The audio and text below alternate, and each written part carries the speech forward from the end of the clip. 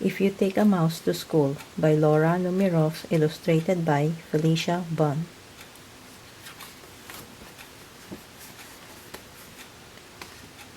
If you take a mouse to school.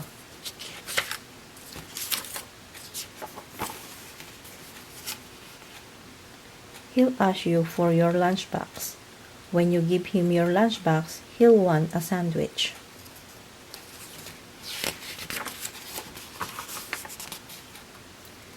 And a snack for later. Then he'll need a notebook and some pencils. He'll probably want to share your backpack too.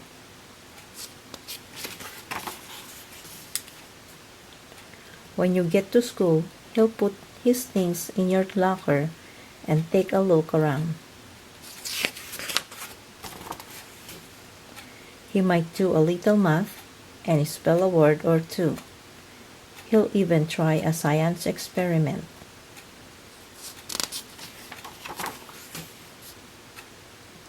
Then he'll need to wash up. You'll have to take him to the bathroom. Once he's nice and clean, he'll be ready for his lunch. On the way to the lunchroom, he'll see some building blocks. He'll build a little mouse house.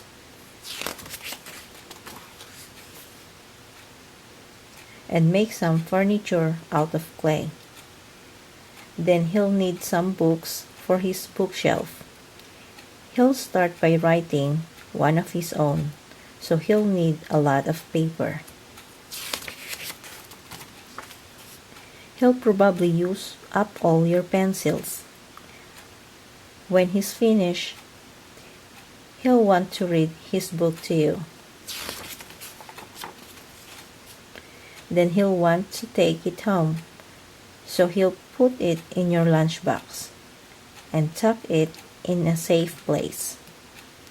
When the bell rings, he'll run out to wait for the bus. While he's waiting, he'll play a quick game of soccer. Then he'll ask you to shoot a few baskets and do a little skateboarding. When he stops to catch his breath, he'll want to eat his snack, so he'll ask you for your lunchbox. And chances are, if he asks you for your lunchbox, you'll have to take him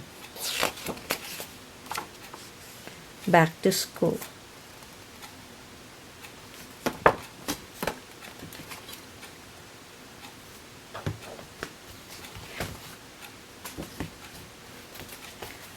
The relatives came.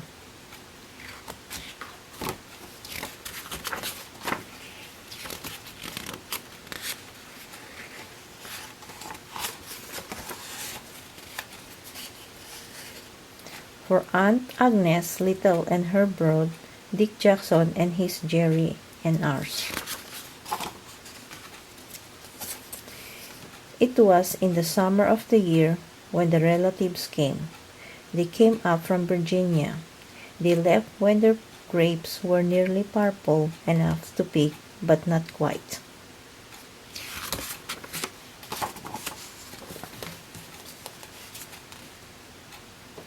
They had an old station wagon that smelled like a real car, and in it they put an ice chest full of soda pop and some boxes of crackers and some Bologna sandwiches, and up they came from Virginia. They left at 4 in the morning when it was still dark, before even the birds were awake.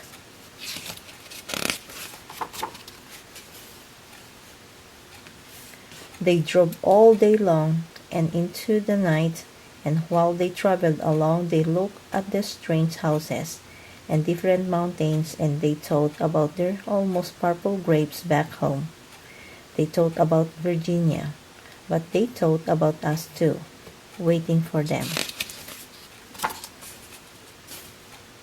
So they drank up all their pop and ate up all their crackers and travel up all those miles until finally they pulled into our yard.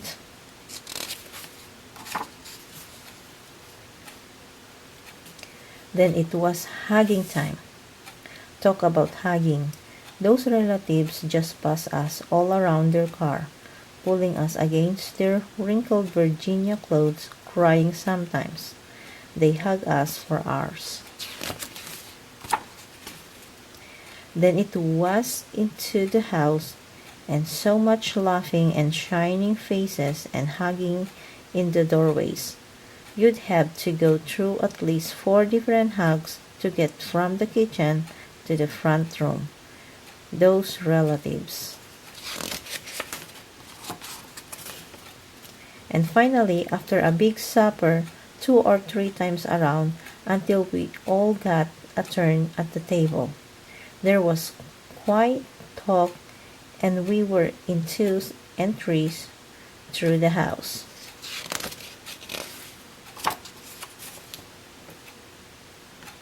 The relatives weren't particular about beds, which was good since there weren't any extras, so a few squeezed in with us and the rest slept on the floor, some with their arms thrown over the closest person, or some with an arm across one person and a leg across another.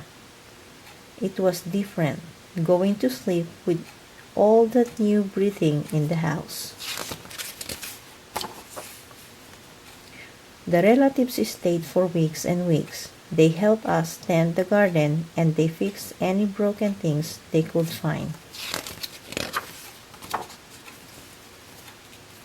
They ate up all our strawberries and melons, then promised we could eat up all their grapes and peaches when we came to Virginia. But none of us thought about Virginia much. We were so busy hugging and eating and breathing together.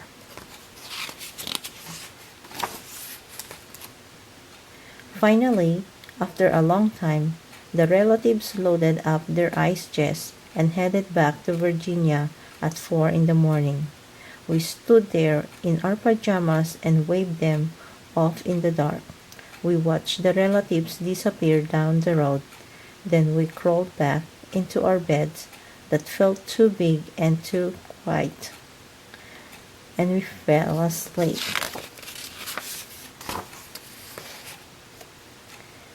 And the relatives drove on all day long and into the night, and while they traveled along, they looked at the strange houses and different mountains, and they thought about their dark purple grapes waiting at home in Virginia.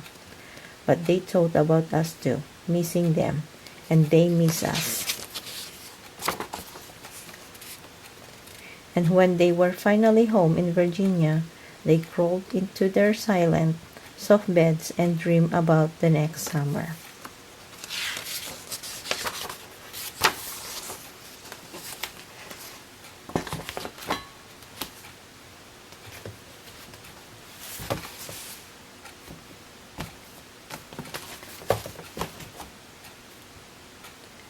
Reese's Pieces, count by fives.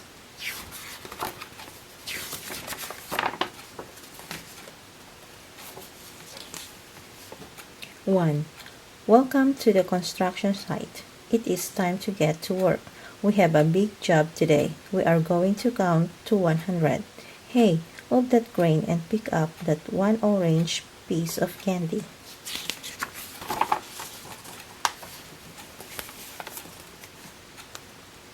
2.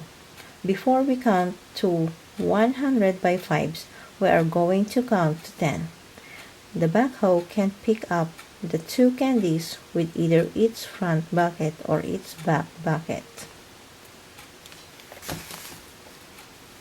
3. Here comes the bulldozer. Keep on moving the 3 candies, Reese's Pieces, peanut butter candy in a crunchy shell, comes in 3 colors, yellow, orange, and brown.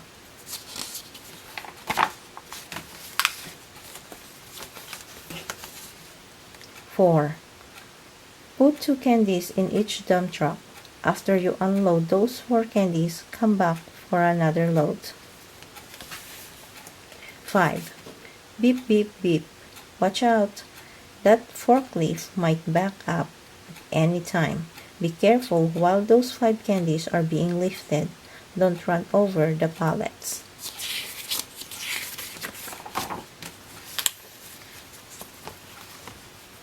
6. Count to 6 while the excavator is swinging around getting ready to dig. 7. The roller is heading this way. It had better not roll over these 7 candies or the whole place will smell like peanut butter.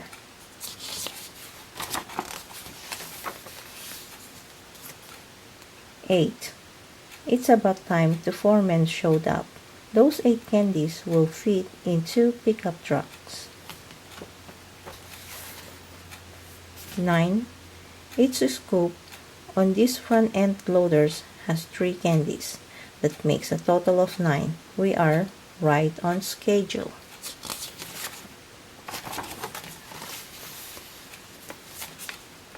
10. It just rained. Luckily, the 10 candies are in the trailer truck, waterproof and safe. Oh no, someone forgot to load them. We counted to 10 by ones. Now we are going to count to 100 by fives. 5, 10, and we keep on going. 15. This gravel would be better off picking up logs or steel beams, but since it is on site, use it to move the 15 orange candies.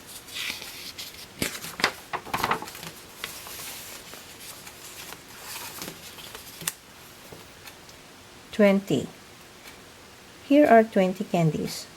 The bobcats can turn in a complete circle if it will help. 25. We usually use this rock truck to carry tools, but today we are moving 25 candies.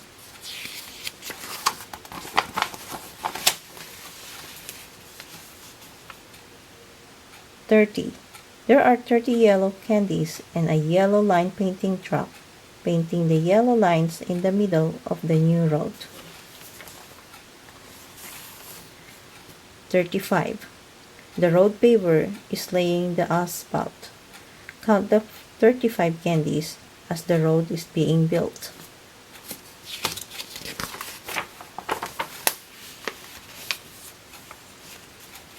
40. Hold the equipment. Stop construction immediately. Let the school bus go by. The kids on the bus can count to 40. 45. It is cleanup time. Let the street sweeper drive between the 45 candies.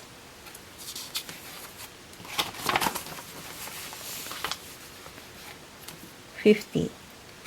Here are 49 candies, plus the one in the bucket of the cherry picker. Hooray! That makes 50 pieces of candy. We are halfway to 100. The job is looking good. 55. Something broke down. We need a tow truck. We are 55 and counting.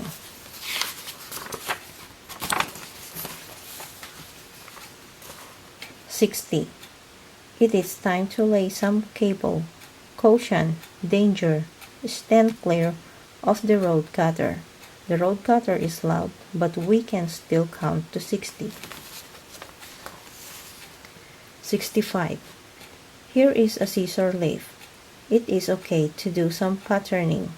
1 yellow, 1 orange, 1 brown, 1 yellow, 1 orange, 1 brown, all the way to 65. 1 yellow, 1 orange, 1 brown.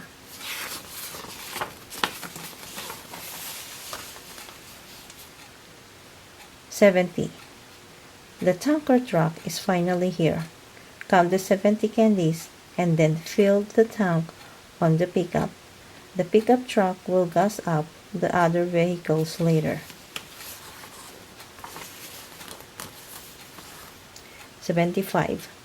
It looks like the cement mixer holds exactly 75 candies. Perfect. We are 3/4 of the way to 100.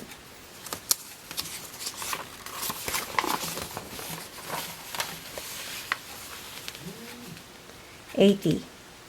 This strange-looking vehicle is a scraper. It can scrape up or drop of candies. There are 80 candies on this page. Don't forget to count the 5 brown candies that are in the scraper. 85. Here comes the grader right through the 85 candies. In wintertime, the grader can plow snow.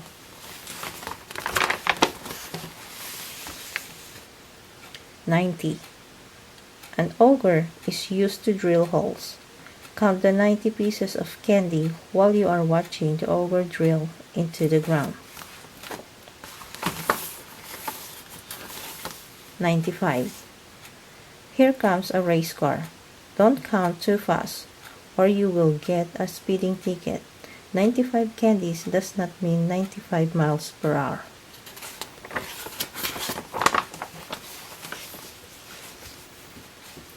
100. We made it all the way to 100. The conveyor belts help. 5, 10, 15, 20, 25, 30, 35, 40, 45, and 50. And keep on counting. 55, 60, 65, 70, 75, 80, 85, 90, 95, 100. Someone left the compressor and jackhammers on the ground. Is it time for snack?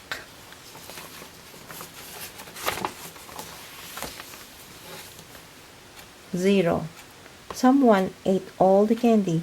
There are no Reese's pieces. Candies left. 0.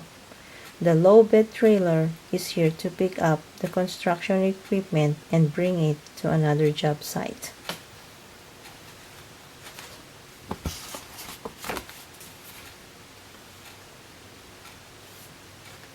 Thanks for watching.